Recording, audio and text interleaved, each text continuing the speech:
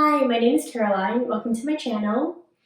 This video is going to be about how I self-studied for the LSAT. I scored 172 on my LSAT, and it's a score that I'm very happy with.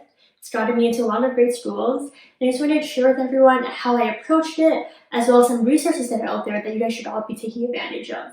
LSAT classes can get pretty expensive. Everything about law school gets pretty expensive, and I just wanted to make things a little bit more accessible for everyone. And hopefully this video helps you. I've broken it down into 5 main parts, so let's get into it.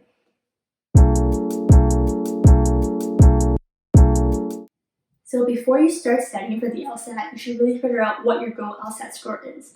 How you do that is you search up the schools that you're interested in attending. So for me, that was U of T, Columbia, NYU. And what you do is you go to their websites where they've published all sort of data about their incoming classes, and they'll say what their median LSAT from last year was. 7th Stage has actually compiled a spreadsheet with all the law school's medians, their GPA medians, their LSAT medians, and a bunch of other information, and I've linked it in the description below. You want to be aiming for a score that's at their median or higher. So for example, U of T's median LSAT for last year's incoming class was a 168, I think, and so I was aiming for a 168 or higher. Something you should consider is where your GPA stands in terms of their medians. So if your GPA is a little stronger, if it's above their medians, you have a little bit more room to have a lower LSAT score. But if your GPA is weaker, like mine was significantly below most medians, then I knew that I really need to make up for that on my LSAT.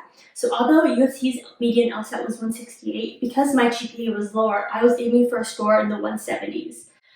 So once you've figured out what your goal LSAT score is, that kind of controls how you approach the exam. So if you're aiming for a score in the 170s, you're essentially aiming to get every question right. You don't really have as much room to be skipping questions or having questions that you're kind of weaker at that you don't know if you're going to get for sure. Versus if you're aiming for a score in the 160s and the 150s, you have a little bit more room to be more strategic with how you approach the exam. You can skip a few questions. You can kind of leave the harder questions to the end, and it's okay if you don't really quite get to them. But if you're aiming for 170, you essentially have to master all parts of the exam. So something else you want to do before studying for the LSAT is take a diagnostic test. And you must do that before you do any kind of studying, because this is your baseline score. So on my first diagnostic, I scored a 156. So I knew that I needed to improve my score by about 15 points. If you just Google LSAT diagnostic, or if you have some study tests, practice tests at home, you can just take one. It should be fully timed and a full-length test, and this kind of gives you an idea of what you're working with. Second, Khan Academy is going to be your best friend.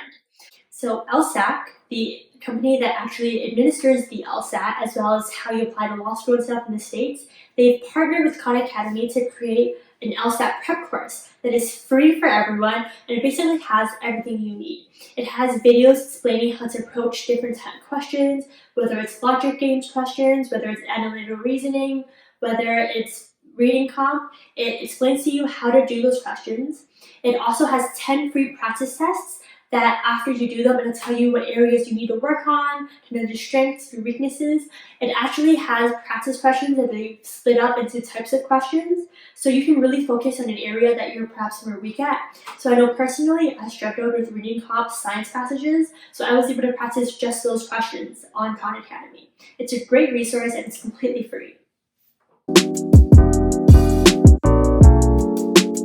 So third, and if you take anything from this video, I really hope it's this. So the third main thing that I want to share is just practice. There's no easy way of preparing for the LSAT. You really have to train your brain to think a certain way. You have to train your brain to think that way fast and easy. And the only way to do that is practicing.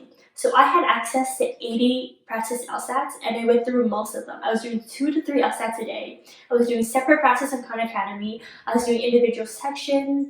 You don't have to do full tests at a time. You can break it down into sections. But you should be consistently doing practice questions and making sure you really understand them. And the thing is, you want to be practice testing an average of 2 points higher than what your goal score is. So I was aiming for a 170, a 172, and going into my LSAT, I was practice testing consistently at 175, 176. And so I just kept taking LSATs and practicing and using Khan Academy until I was able to consistently score a 175 on my LSAT. You can access free practice tests online. You can buy them. Fourth, when you are practicing, make sure you're blind reviewing.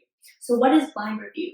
When you do practice tests, when you're doing practice questions, you probably want to check the answers as soon as you finish the question. I know I do. You want to know whether you got the answer right.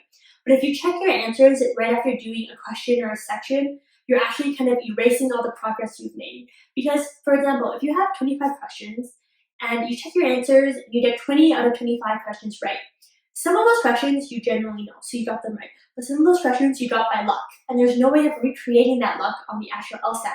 So you don't know if you'll be able to get lucky again and get 20 out of 25 again. What blind review does is before checking your answers, you make sure to go through all of your questions and see if you can provide reason or logic your way through why you chose that answer. And so once you do check your answers, you know kind of whether your logic works, whether your reasoning makes sense, or whether it's flawed. And so you truly understand why you got questions right and why you got questions wrong. This might seem kind of tedious and to do it for every single question. However, it really helps. And as you progress, you can find yourself doing it only for certain questions. So questions that maybe you were unsure of why you picked an answer, then you can really try to blind review those ones. And for questions that you know for sure you're gonna get right, you don't necessarily have to blind review those ones, although I just recommend blind reviewing all the time. I've included a link in the description that describes this a little bit further, but I highly recommend using this strategy.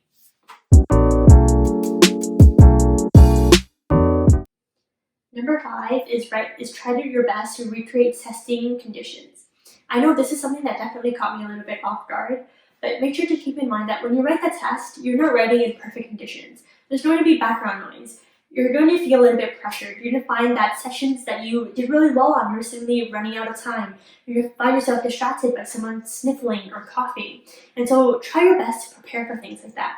So perhaps when you're studying, one day study at a library, the background noise going on, or even at a cafe. When you're studying, make sure when you're timing yourself, you have lots of time left over, so you don't find yourself scrambling on the day of. There is this pressure of being in this room of everyone writing such an important test that just gets to you, kind of. You find that you're taking a little longer on sections that you normally have plenty of time to do. It can get pretty stressful on the day. You're not allowed to bring anything in with you. You can't even bring your phone with you. I know some people had to bury their phones outside of the ground. And so just make sure that you're really ready for that. And if you've done the practice, if you're constantly practice testing at the score you want, you'll be fine. So that was how I self-studied for the LSAT. To sum up really quick, I figured out what my girl score was. I was aiming for something in the 170s. I used Khan Academy. I practice tested a lot. I did a lot of practice. I went through like 60, 70 tests. I did individual sections, I did time tests. I blind reviewed. I didn't check my answers right away. I made sure that I really understood each question, and I tried to switch up my testing conditions. So I tried studying in the library, in a cafe. I made sure that I was comfortable with timing, and I got the score I wanted. So I really hope this helps. Thanks for watching.